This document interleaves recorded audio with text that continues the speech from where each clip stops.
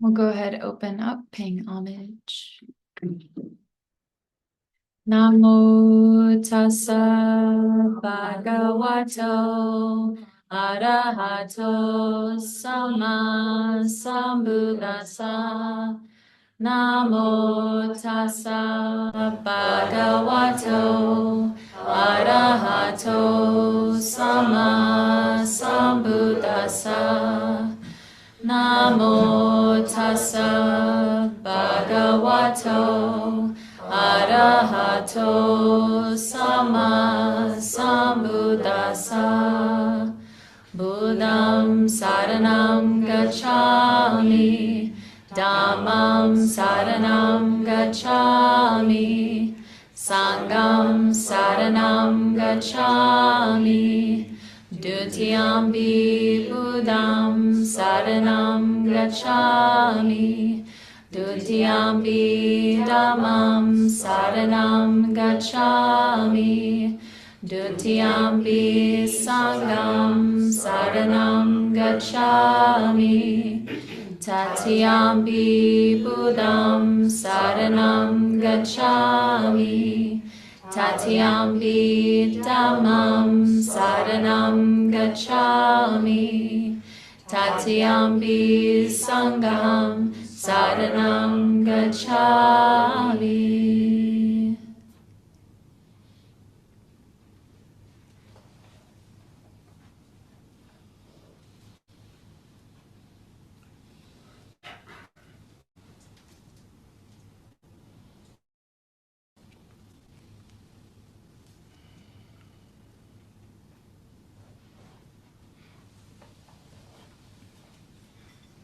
For any of you who don't know what that chant is beginning Namo Tassa Bhagavato Arahato Samya Sambuddhassa is paying homage to the Blessed One, giving homage to the Buddha. And then we go through and we say, I take refuge in the Buddha, Dharma, and Sangha. For the second time, I take refuge in the Buddha, the Dharma, and the Sangha. And for the third time, I take refuge in the Buddha, the Dharma, and the Sangha. And so I think I learned that chant from Sada. I think maybe that was one of the first things I ever learned from you. And it wasn't something that I ever really saw on paper. It was just something that was transmitted orally. So when we went to Cambodia and I'm with her, I start talking like Aya, because everything is transmitted orally. You know, it wasn't something that I'd see on the page, pick it up from the page, and then now I'm speaking. No, it's straight from here to here. And so there's something beautiful about when we can memorize through hearing. It like surpasses the intellect and it almost just drops in to our being. And so I really like that chant. So I kind of was unsure about what to share today, but I also wasn't really worried about it. Because it's true, we're in a very interesting time. Heartwood is. Very, very interesting. It's very vulnerable and uncertain. We can feel a little bit insecure. All of these things are true, you know? But that's why it's so good.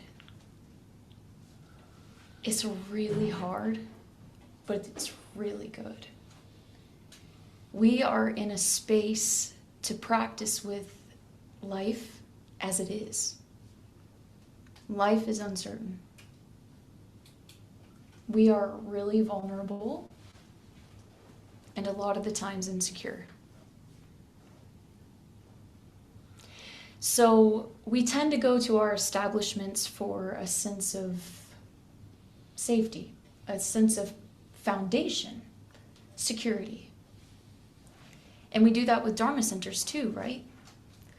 But Dharma centers, you know, you got people coming in and out all the time. All the time. People are establishing their faith, or they're questioning their faith, or they're, you know, getting deeper in their practice, or they're just testing the waters. It's a place of exploration. It's a place where we work with uncertainty. It's not a place that becomes necessarily certain. Because, like the Buddha said in the introduction in the Majjhima Nikaya, he says impermanence is the root of it all. I mean, it is the bedrock, that's the word, of the Dhamma. So this uncertainty is what informs everything, kind of. Because we're in it, we're in the midst of it, we're working with it, we're dealing with it. Our lives are constantly going through it all the time. But yet for some reason, we go to our religious centers or our faiths for certainty. We go for the very thing that we are never promised. So we need to become a bit more aware of why we're practicing. We need to have a little bit more of correct views, or else we're going to be working against ourselves and against reality. The point is not to work against reality. The point is to work with reality, right? We want to work with reality because this is where our freedom is. But with where we are, it's uncertain. You don't know what's going to happen tomorrow. You don't know what's going to happen in an hour. You probably don't know what I'm going to say next. You? No.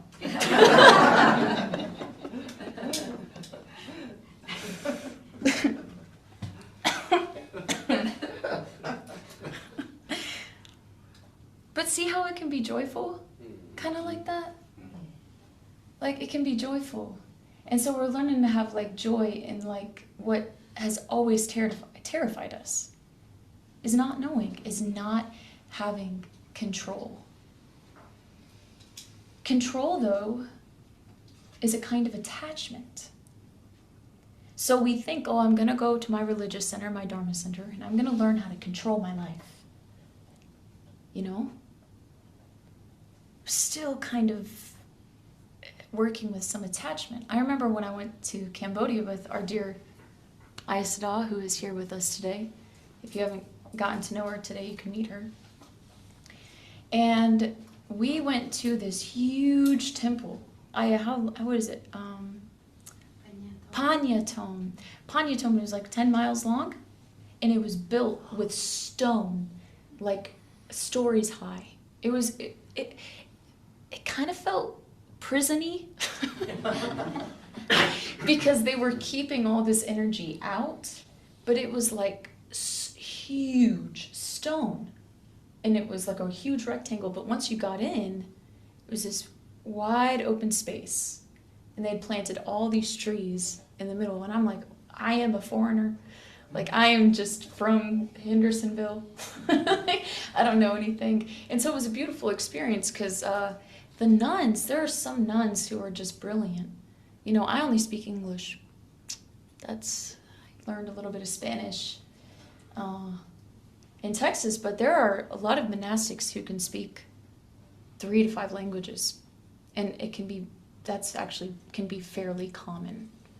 So when you go, they're like, oh, English, okay. Then they start speaking to you in English, and then they might not know, so then they start talking in Taiwanese. If they don't know in Taiwan, then they start speaking in Khmer, or then maybe Chinese. Anyways, so this experience was so beautiful because I had no idea what to expect, because monasteries are different every place that you go. But we had this meeting. And it was given in Khmer, which is the native language in Cambodia. I had no idea what was going on. Like, no idea. I just didn't know. And so there's a bhikkhuni talking to Sada, talking to, I can't remember her name. And so this whole conversation's going on, but I keep getting pointed to. Like I'm in on it. I don't know what she's saying. So I'm getting really like a little bit angsty because I'm like, wait, no, someone I don't really know is speaking for me. And I didn't really like that. You know, I couldn't control it. But then it wasn't like I could escape it because I'm a monk in training. And I'm in a foreign country, I have no one to call. I don't even think I had my phone. I had lost my phone during the trip. Anyways, besides the point. So afterwards, there was this bhikkhuni, and I forget her name, forgive me, but she actually knows Venerable. And she's Cambodian, but she's English speaking, and had actually met Venerable. So when she learned that I was Venerable Panawati's student, she actually wanted to speak with me and have me and Ayasada go to her hermitage. She's like, you have to come now. I have to tell you everything in English. You have to know this is important. It involves you. And I was like, okay, yay. I get to go on a side adventure. Well, we were on an itinerary, a very strict one, and it wasn't something that even Sada was really running. So I was told, no, you can't go. And I get in this car, I get in this van with I think 8 to 10 people. And mind you, I'm the only English speaker. And I just remember feeling like, wow, I have no control. I have no control over this situation at all. I can't even fully express to you how I'm upset right now because we don't even fully speak the same language. So even not even being able to share verbally how I felt was actually not having control. So we even use our speech to have attachments, to solidify this existence as being mine. We even use our speech in that way. We use our speech to influence our attachments. So I couldn't do anything. I remember just sitting there and I was like, I had so much energy swelled up in me, and I didn't want to be upset because I was having such a good time and I loved being on this adventure, but wow, was this hard. And then immediately it was just like, the ground fell beneath me. And I saw, wow, I don't have to hold on. I don't have to hold on at all. But it wasn't until all of these things were kind of taken from me, even though they weren't taken, that I could realize, oh my gosh, why would I want to hold on? This is awesome. Now I'm really enjoying it. Now I'm on a trip. You know? And so that could be the one dangerous thing about comfort. Not so much as it's because we're avoiding pain, but it's because we don't get to see what's underneath it. And that's where our freedom is. And so it's really tricky, you know? It's hard to create these kind of circumstances for you to experience. Some people get lucky and they go through something where they can't control an outcome. That's how a lot of people actually awaken or they come to their spiritual path, is something traumatic happened, some form of loss or something. Another story, since Sada's here. Can I share, Aya, how you came to Dharma? Aya's home burnt down. You know, we would think in this life, oh, so tragic. What a horrible thing. That's awful. She says, no, this is good. I gave everything to Dharma after that. No longer distracted. No more worried about mundane, worldly things. It was good. It was exactly what needed to happen so that I could see, oh, no, this isn't freedom. This isn't for me. You know? So we're always seeking certainty. But that's not really where our freedom lies, you know? So, because we're going through this epic, beautiful transition that is touching all of us very deeply, we actually get to experience a little bit of what life is like because of it. We come here to get more in touch with reality, not to avoid suffering, not to avoid pain, but to see how it is clearly. And it's not easy. And like yesterday, it was hard. I didn't like it. You're going against eons of habituation, of fear. You know what it's like when fear swells up in you? And it feels like you can't do anything? You're almost nearly paralyzed. And it's almost like this massive energy wanting to burst from every seam and corner of your skin. And you just can't find a way to feel safe. This is something real. This is something that happens. So this is why we practice Dharma. We practice and we train with this fear, with this uncertainty, with this unknowing as it is. Every day. We learn how to be with it, how to endure it, how to stay with the pain, with the discomfort.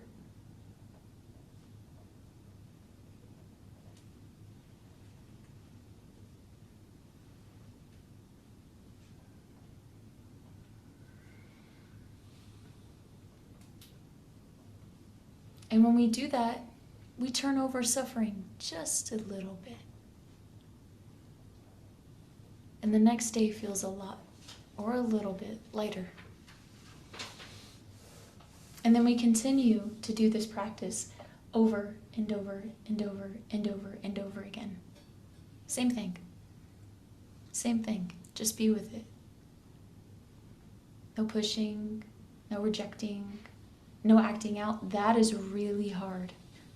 No acting out of it, right? So lately, I've becoming aware of how I act out of it, which is not helpful. And what I do is I tend to seek validation from people who I think are more mature, wiser, and smarter than me, usually. I'm like, tell me I'm not wrong, tell me I'm not wrong, tell me I'm not wrong. Tell me I'm right, please, please, please. This is what I did, all of it, and I'll say it 20 times. They're like, you're okay. I'm like, no, I'm not. No, I'm not. This isn't okay. Because there's something inside that is uncomfortable, uncertain.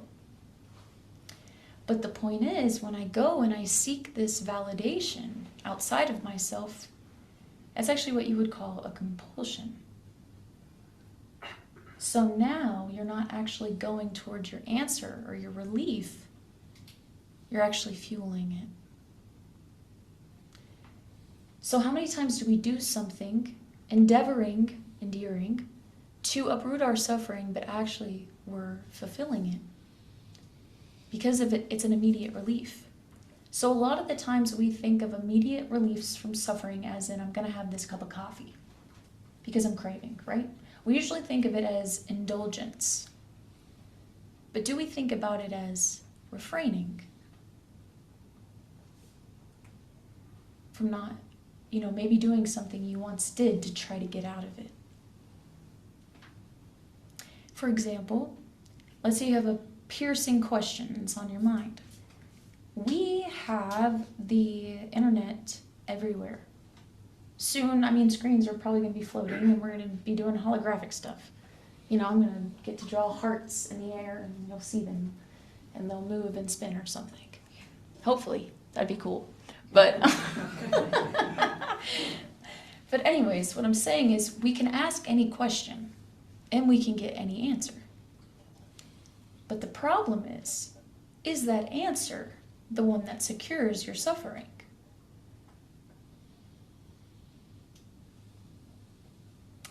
There is a sutta in the Digha Nikaya, I think it's 9. It's about Potapada. And he asks the Buddha all these questions. Is the universe infinite? Is it finite? Are things eternal? Are they this or that? Does the Tathagata, does the Buddha, exist after death? And the Buddha says, I do not declare that. Just like, why? Why does the Buddha not declare that?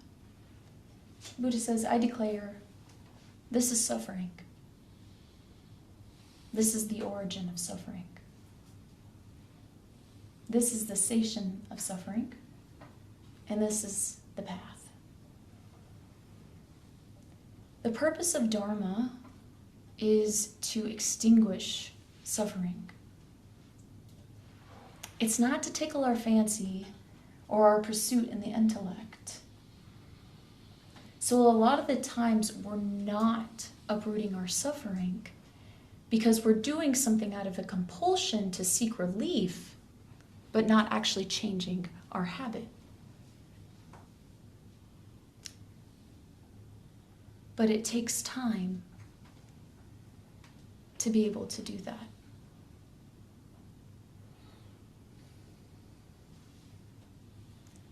So when it comes to uncertainty, maybe when we don't like the feeling of not knowing, we'll distract ourselves in many different forms because we're all different. We all have different propensities. And one of the trainings is to kind of just be with it. Be with this. There's something that's been coming up lately is because for me, when I really don't know what to do, I stop. I'm learning to really, truly do that. When I don't know what the next step is, I need to stop. And that's because whatever is coming is revealing itself to me. And so it's not really me making it up. I'm not really making up the next step. I'm meeting the next step because conditions are unfolding.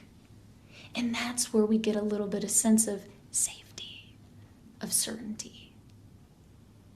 So it's not us forming or fabricating some path. It's about becoming aware of how the path is meeting you in this moment. But it takes really surrendering to I don't know. Because that's what this discomfort, uncomfortable space is because what? We actually don't know. We are uncertain. There is insecurity. There is vulnerability. So when we can openly admit this to ourselves, now we can start to see. And this comes in with humility. Humility, we can use it so that we can develop the ability to see. And clear seeing is what the whole path starts with, right? Clear seeing, which leads to right wisdom, which is insight.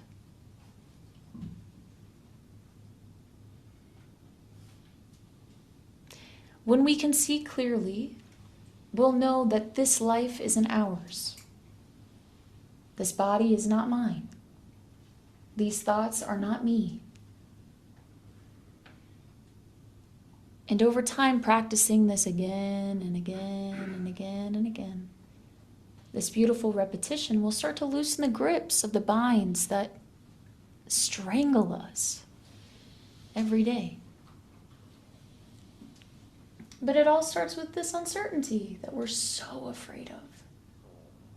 Now there's times where we feel real relief and like we're okay. And we're kind of suspended by the buoyancy of joy. That's great. But then there are other times where it is like face to face and wow, I'd rather be anywhere else but me right now. I'd rather be anywhere else but me right now.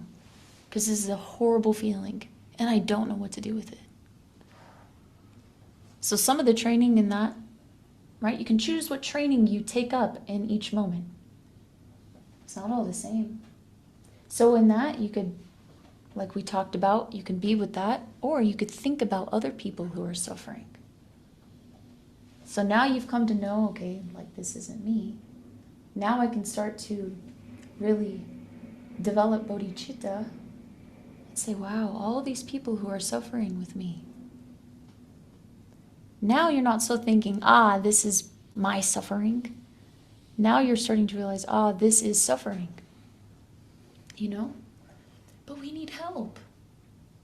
Because when we get in those places, those very familiar places where we get caught in our rut, we need our elders, we need our friends, and we need our Sangha to help pull us out. Because we are blinded in that moment and we can't see. That is why we can't uproot suffering. Is because we don't know how, because we can't see clearly. It's like being in a dark room. You're not really sure where the door is. But if you could see, you would know how, because why? It's innate. These things are innate. And so it's when we're struggling, there's something that is missing. So lately, Basita and I have been talking a lot because Heartwood is going through this big transition. And we're about to go through a big one, another big one. Our dear Venerable Soma is leaving. And Soma gave me this wonderful example this week. It was about some artist scientist. You know, I think artists are scientists. Scientists are artists. It's not, they all start to bleed over. But he created this thing where they're all individual moving parts, but they're all connected to the same core. And when you move one part, all the other parts start moving until they can reconfigure and balance out. But now the shape, is new. Now this system has changed completely because one thing has been moved.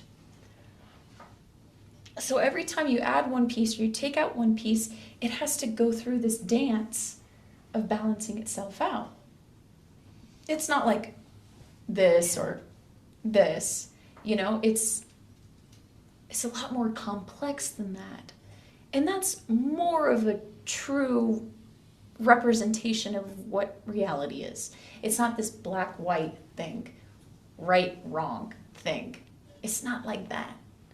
It's more like, you know, kind of like that.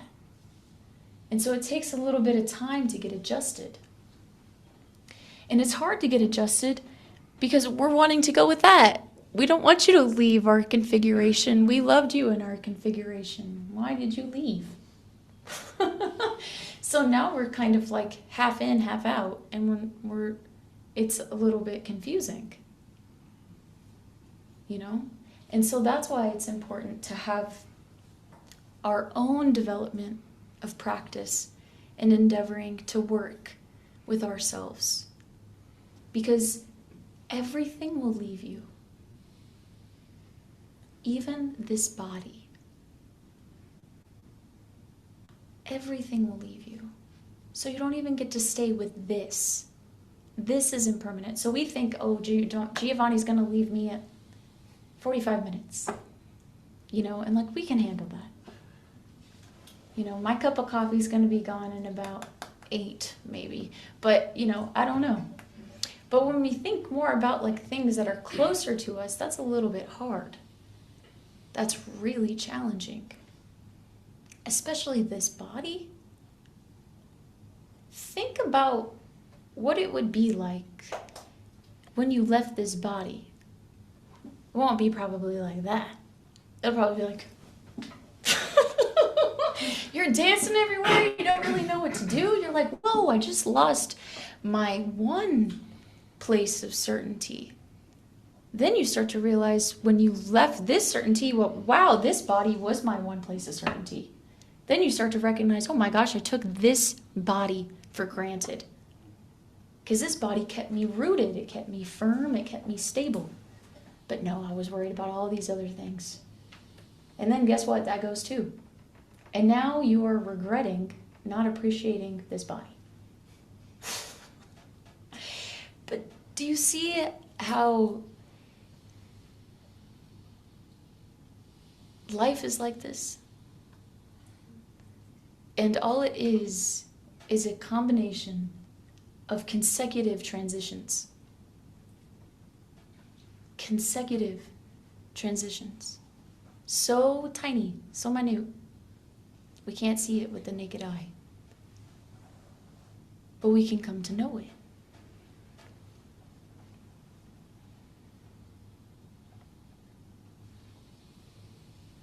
So this is like, I was reading this book, I swallowed it. Not literally, but I usually don't read books very quickly. It's one of my weaknesses. I struggle with it. I like to listen. That is how I learn. And so I read Pema Chodron this week, which was very interesting. I did. And it was How We Live is How We Die. I was like, you know what? I feel like that title has just been glaring at me. Glaring, glaring, glaring. And so I finally just took it off the shelf and I opened it. And I read it, I think, in like 4 days. I'm very proud of myself. But I told Busita, I was like, oh my gosh, I'm going to go finish it. And I did. I didn't read the last 2 pages where she talked about her other books, but... See, that's me needing to validate that I didn't lie, that I said that I finished it. Do you see this? You see how subtle our suffering is? It is so subtle, and it's insidious. It blows when you really start to look at it. Like, dang, this is a monster of a task. So we have to learn how to be like gentle and humorous because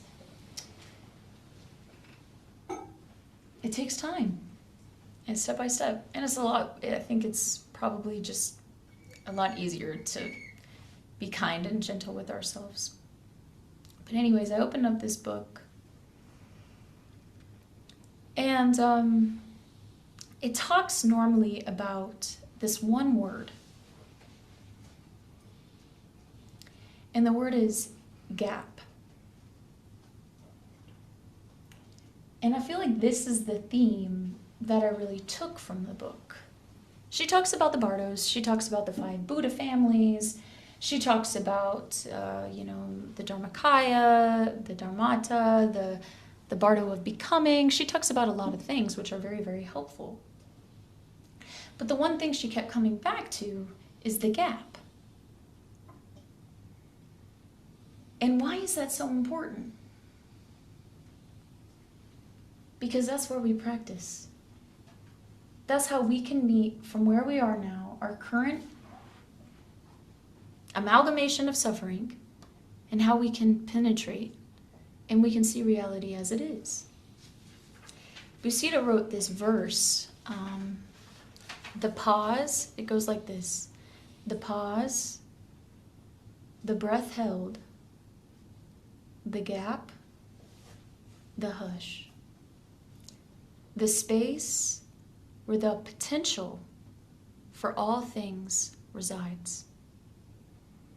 What else is there to say?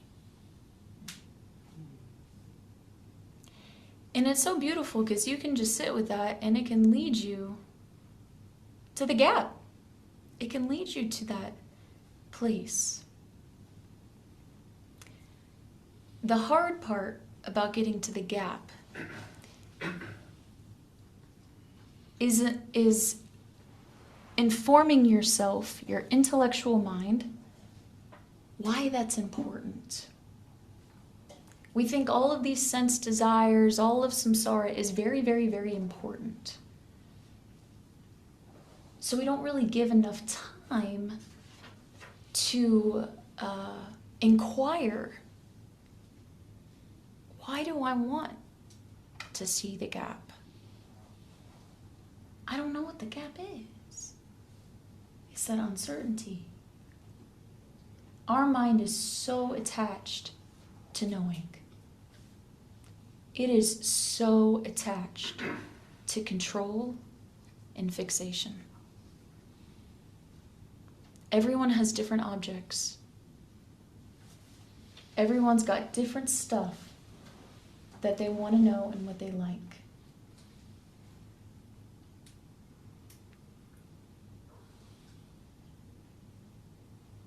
Yes, ma'am.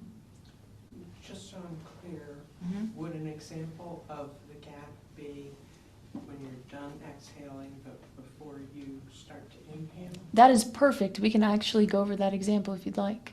I practiced with it yesterday, and I'll give you my experience. Actually, it was so challenging. So usually the kind of meditation I use is awareness meditation, where I'm not really focused on an object. I'm trying to always come back to the awareness that's behind thoughts, because I have a tendency, my inclination is to over effort. So I need something where I'm not like striving to be excellent at something, or else I'm just going to kill it. I'm going to really kill something. So this awareness meditation is good for me because there's no objective, really. I get to just be with this. But yesterday I took up this gap meditation, and it's where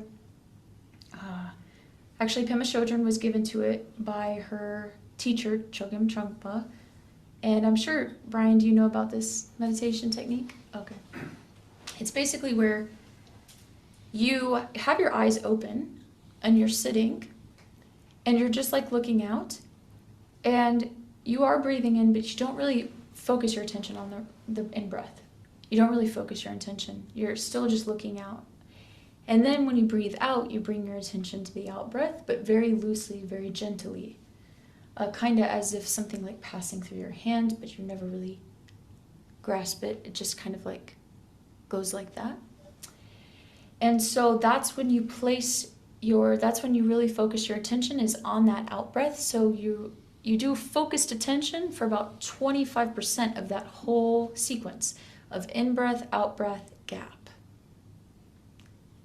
In-breath, out-breath, gap. So by the time you kind of release the attention on that out-breath, now you're resting in the gap. So now you're just there. So what I noticed is when I was doing this, I had so much frustration come up. It was like an energetic frustration. I'm seeing that when you can't control something, for me, there's like anger or frustration. I don't know why. It's so interesting. But as I'm going through this, it is so challenging because there's a habituated internal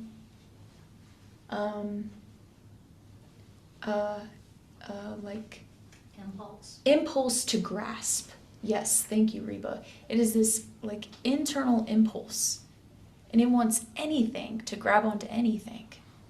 But when you're training your mind in this way to only touch that bit of the out breath and to rest in the gap, and she said too, this is a big part, is when you're thinking, you just label it thinking. Don't have a response, don't do anything, you just label it thinking. But the really big part, I wasn't prepared to share this, but the really big part is that you notice the flavor in which you tell yourself thinking. So me, I was like thinking. And and it was so interesting because then I became really aware of that, right? I was like, whoa, this aggressive impulse to like control or to like get it right is even so entangled with my thoughts. So now my thought isn't just this thought. Now this thought is backed up by all this energy. So the thought, I got to see, it was a great exercise, and I can share it with you. But I got to see that the thought was not the thought. It was more of this energy, this habituated energy. And I remember it'd be like, thinking. And then if I tried to change it, it'd be like, think. Because I couldn't figure out, how do I just say thinking? How do I just do it? How do I label it in a way that's short and pleasant and lovely? Like thinking, you know? And finally, after so many tries, I got one. And I was like, oh, that's so good. That is so good, you know? But even that, even the way that we talk to ourselves in our endeavor of trying to just experience the gap, we're like thinking, no, you stupid, dumb. You know, we're so like that with ourselves. So it's a wonderful like experiment. Because how can you like hate yourself into the gap? Doesn't really make any sense, does it?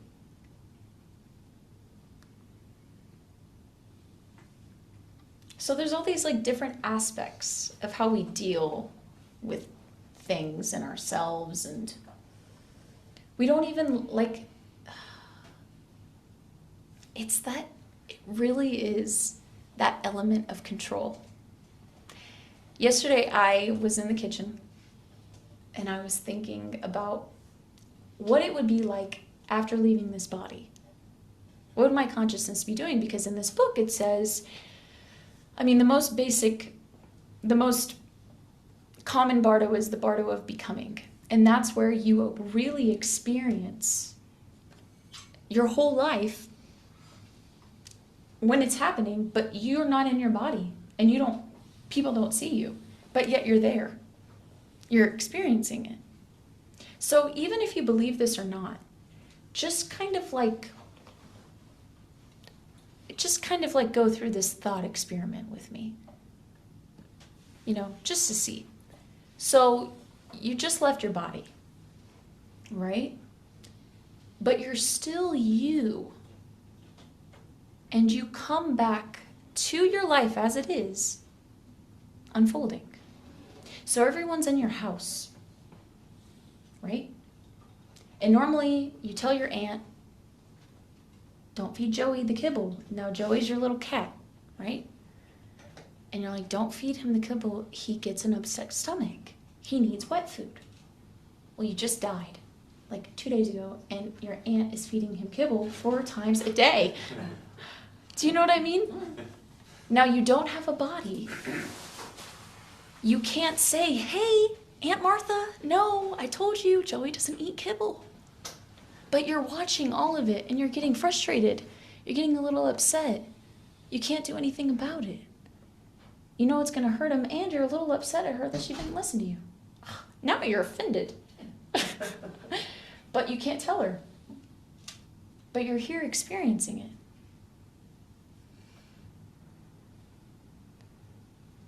Next thing, you had a girlfriend. These are just examples. And you had a feeling that maybe your brother might have liked your girlfriend. So throughout this life, you kind of kept them from seeing each other because you didn't want to see if they maybe liked each other. That would have been terrifying for you. Because, oh my gosh. But now you just died. And now they're grieving together. And you're watching all of this. You can't say anything. You can't do anything. Yet they're out on your front porch. Now nothing's really happening, but they're grieving. And now they're getting to meet each other, the one thing that you sought to prevent. We control our lives like this all the time. These are not physical attachments. When we think of attachments, we tend to think about physical phenomena. But this is the attachment of this life. And when we seek to attempt to control it, we tighten the shackles to suffering. So if you left this body right now, as it is, I'm not saying do it, please don't practice. Would you be okay with watching your life unfold without you? Your friends talking about you, maybe the things that they didn't like that you did. It's like, yeah, I really loved her, but God, she did this one thing that was so annoying. You know what I mean? This is the cultivation of the heart. You know, like we're endeavoring to be like Teflon. I guess you could say that's the word they use. Because what if you did see everything? And you had no way of changing it?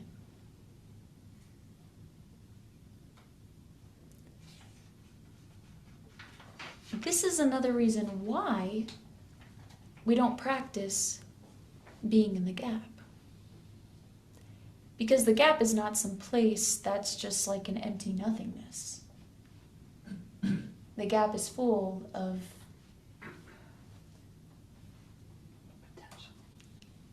potential and marvelous existence. But with these things comes seeing. And we don't really actually want to see. Because it's difficult and it requires something. But what if, just what if, when you leave this body, you end up seeing it anyways? So there's not a way to prevent it. It's just a delusion. So the point of training now is to start doing these things now. Because sooner or later we're going to have to do it. Sooner or later we're going to have to see the things that we don't want to see. Sooner or later we're going to have to recognize the habits that we have maintained for so long that just didn't benefit us or benefit anyone. Yet it's so interesting, we hold on to them because it's our form of certainty. Even these things that are harmful, we hold on to them because they're certain. You know? So it's partly our way of dealing with uncertainty is to seek and maintain comfort. But since this body is bound to decay, and that's if you're lucky. I think if you reach old age, that is a wonderful gift. You know how wonderful that is, to have lived a life and to have gotten to experience the preciousness of this existence. Wow.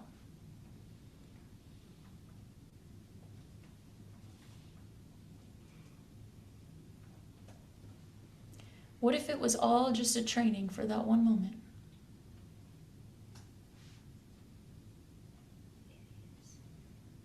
It is. Mm-hmm. This is how we can practice Dharma effectively. But it becomes hard to practice Dharma when we're seeking for certainty.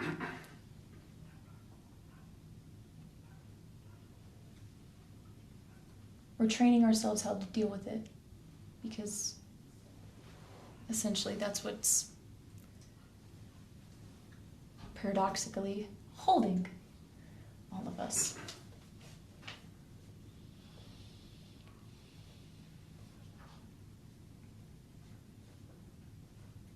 So as we continue as a Sangha to go through the transition together and transitions in our own lives, we can really actually start to develop a grateful heart and a joyful heart. Because we're like, look at this confidence. Look at this strength that we're developing in ourselves. I used to always run from my weaknesses, always run from my fears, always run from the things that I didn't understand. That's what starts to hurt. is our inability to adapt and evolve. Then we start to see, wait, maybe that's more of what my suffering is.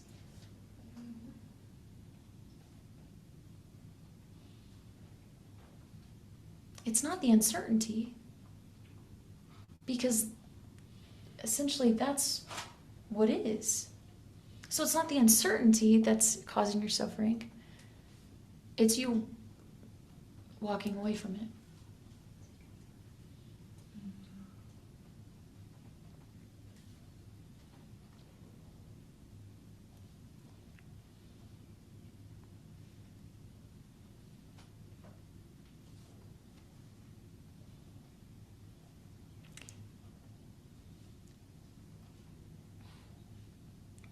It's a day-by-day process.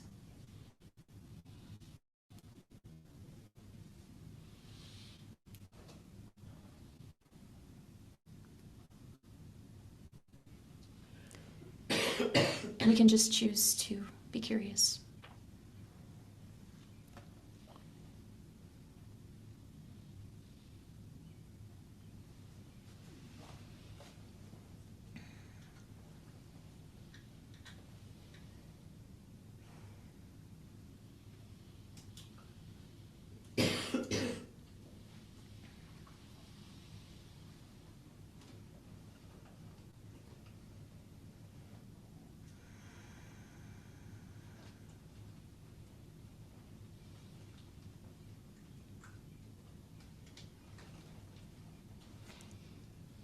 If anyone has questions or something that you'd like to share, an experience or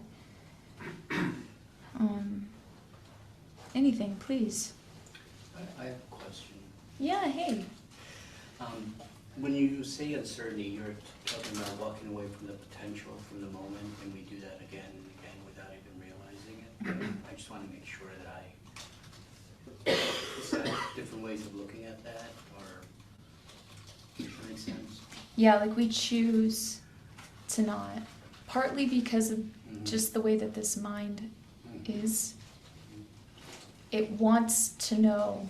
It wants to know.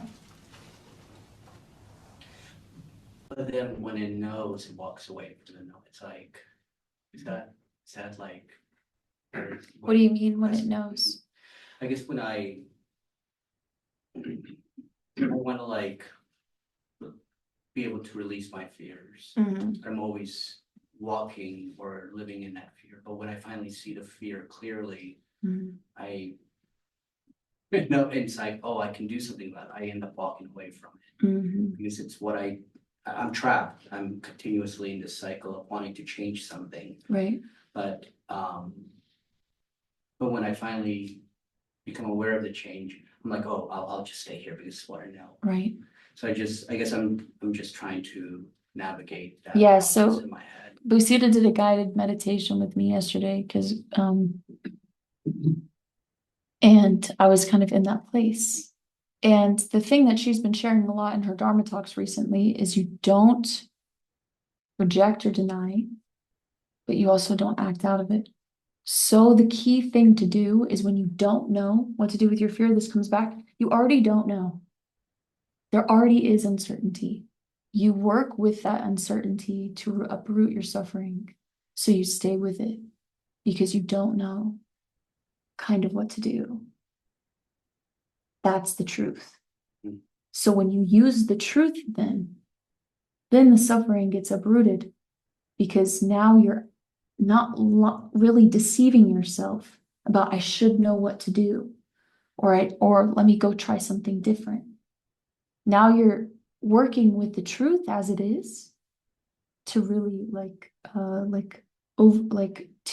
dissolve that. But your attempt is not really to dissolve it, it's to be with it as it is.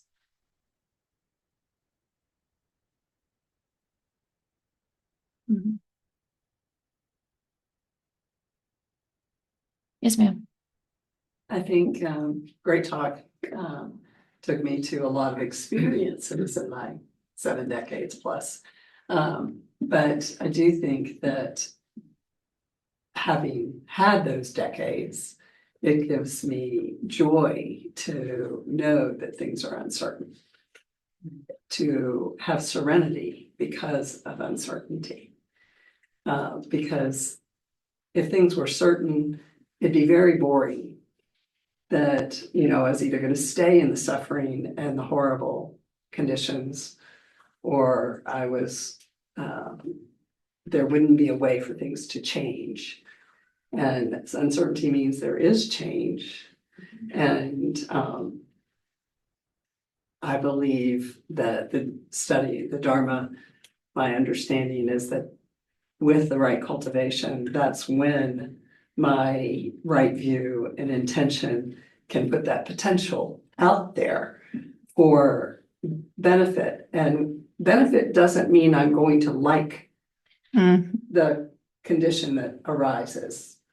It means that it's what's a benefit for the universe. And, I've said it before in many of these groups, is that some of God's or the universe's or the Dharma's best, but the song is some of God's greatest blessing or unanswered prayers, and so not to have a prayer that I want, but to want to have my thought, words, and actions be the seeds of conditions that will be of benefit that maybe I won't even see in this lifetime. And to just be at peace that I don't have to like things, but there's a difference in me having a thought and a stream of thought and attaching to it than just their clouds, and what comes to me in a knowing way that really I might not be able to articulate with words. And that's often in that gap when I let go of that thinking, but I'm certain that that's the right action. It may mean nothing Right. to do. But in that striving, youthful, I need to be right, I need to help this person, I need to fix everything, I need to, it often worked, but it may not have been the highest outcome because it was limited by my knowledge and thought. Right. And it doesn't mean I shouldn't have done it, but there are things that I've learned in hindsight. Yeah, it was a benefit, but it was limiting because it was an enabling benefit for someone. Anyway, okay. No, I think that's great. I think you touched on a lot of very powerful points. The one is where basically you use uncertainty to develop bodhicitta. And we've been talking about that so much. We need it. It's actually the one thing that we don't like, but it's the one thing that we need. To really change. So when we recognize it, we're like, oh, there's so much change right now. Yes. This is my nourishment. My nourishment for cultivation. This is it. This is the good stuff. So we kind of change our perspective about it. Instead of it being like, it's like, yeah, bring it on, something like that. And then I also like how you talked about the good that our thinking mind strives for isn't necessarily the best kind of good, but it is on the scale of good. And so it takes the development of that to get to then those other states of mind. So I had a question about, you were talking slowly about like to grow old as a gift and to get to an older age as a gift. But I missed the punchline. You said something like all of life was just preparing for that. yeah.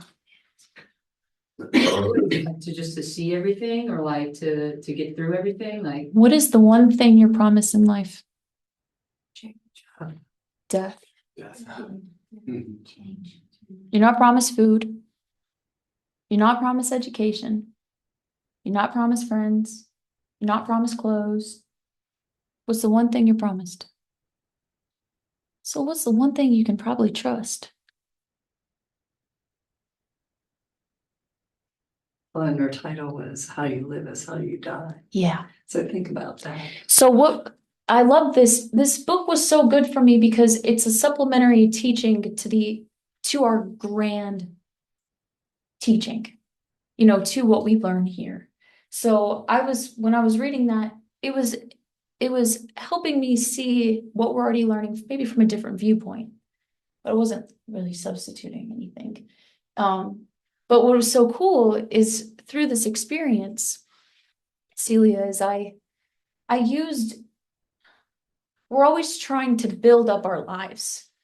Build it, get higher, get better, get stronger, get faster, get prettier, get nicer, get cooler, get tougher, we're all, we're always, excuse me, we're always trying.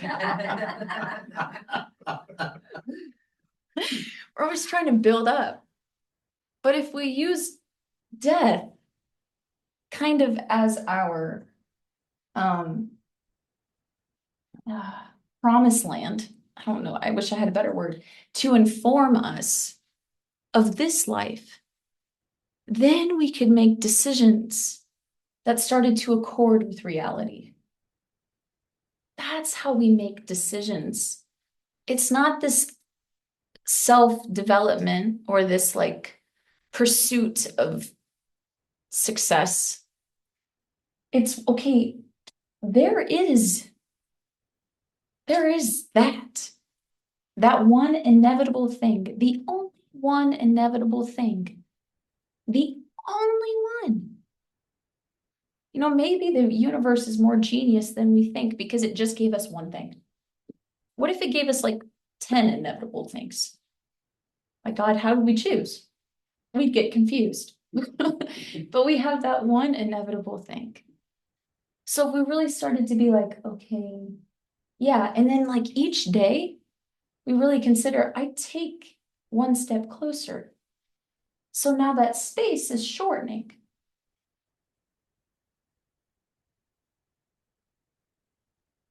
Have I been avoiding that inevitability?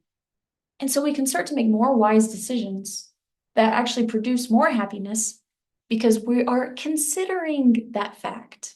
There are cultures like Native American and many, I'm not worldly on naming them, but to have the view of not me, where am I gonna go, but how is this decision gonna impact 3 generations from now, And so that's bodhicitta. That's not thinking about my highest good. Mm-hmm. And so just to have that different lens on when we make decisions. Thank you, Nancy. Hey, Jim. Thank you. When you just humorously said, yeah, bring it on. But, what came up for me there was, is it possible to actually not just be okay with uncertainty, but can we get to a point where we actually welcome it and embrace it, which I think is the ultimate point of what you're saying. And what I was reminded of then was a conversation with Panyadeepa a long time ago when the Dharma Hall on Wisdom Lane had been foreclosed. And there was a long period of uncertainty and moving from different locations to different locations. And I had been away from the Sangha for a while. I saw him at the co-op and I heard about this issue. And I asked him how he was doing. And he said, I'm doing great. And I said, well, what about the foreclosure? He said, oh, that. He said, like a little kid on Christmas. And he said, I've been playing with this present that I just got and having a great time. And then I noticed over under the tree, there's a whole lot of other boxes that haven't been there yet.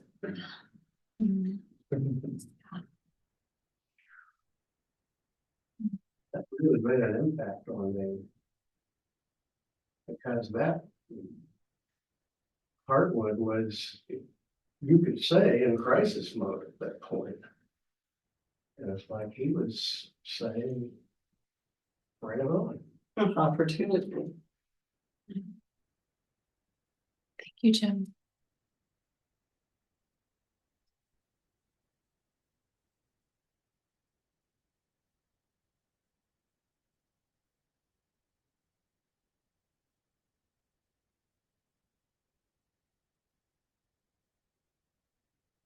Me, Kedara, you really painted a clear, crystal clear picture for me today. Of our lack of awareness of uncertainty. So the way you made us aware of uncertainty, it actually made it sort of okay. Makes me aware that, you know, the root of all of our fears is there's some uncertainty just right there. Just right there. And that generates this feeling of fear, but it's really, there's this uncertainty under here. And that the whole Dharma is to make us realize, see things as they actually are, is to realize we don't have as much control as we thought we did 10 years ago before we ever heard about the Dharma. And how we used to set up our lives and like you said, build them. And also this idea of our incessant thinking is sort of our constant attempt to generate and grasp for experience. So the meditation that you gave examples of are opportunities to sort of break that up and to realize it doesn't always have to be, but that incessant thinking is part of that building up and what's next and where am I going and feeling somehow in control when the world still happens around us, no matter how in control we think we are. Then every now and then we get slapped upside the head. And I've been watching soccer lately, and I realize, you know, two guys go up for a header, and they knock each other's heads. Yeah, Now they're both on the ground, rising in pain. It's hard. Fun. Thank you, Dr. Thank you, Jim. Thank you, Kedara. Thank This is truly a timely message. I, for one, have been agonizing with the uncertainty. And everything that you said is just so true, and I know it. So, thank you.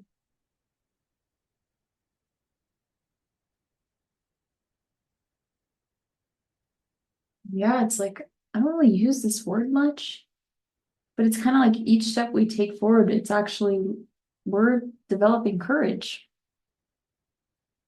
You know? So that's a beautiful thing. But we all have our own things to go through. Would it be wrong if I said that certain?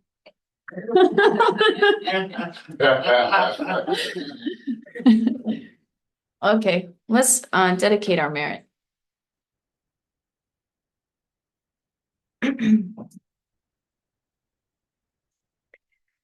May our merit from today's talk and gathering and dedicated listening and learning of the Dhamma be dedicated to all sentient beings. May it benefit our parents. May it benefit our siblings, our families, our friends, our community. May the goodness from the Buddha, the triple gem, ripple out to all sentient beings, and may all have peace, auspiciousness, and be free.